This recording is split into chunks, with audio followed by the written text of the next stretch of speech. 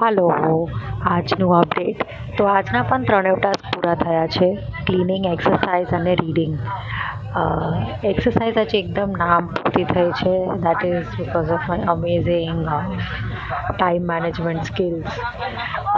Reading, I am reading this chapter where the author is talking about કે કેવી રીતે you need to ensure that you survive in terms of money. તો કમાવવું એક વાત છે અને એને મેન્ટેન કરવું બીજી વાત છે. તો એ શેરિંગ વોરેન બુફેટ્સના એક એક્ઝામ્પલ સાથે કે એમને શું નહીં કર્યું. તો એમને 14 રિસેશન્સ જોયા છે. Despite that he did not panic and sell his stocks in those 14 recessions. એમને એમની બિઝનેસ રેપ્યુટેશન મેન્ટેન કરી. એમને કોઈ બીજાના પૈસાથી ઇન્વેસ્ટ નથી કર્યું.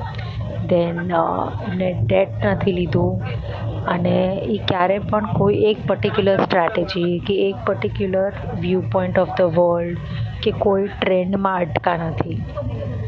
I think he has diversified and he had so much patience. 14 recessions મજાક નથી. Really inspired by the patience that this man has. That's all for today. Thank you.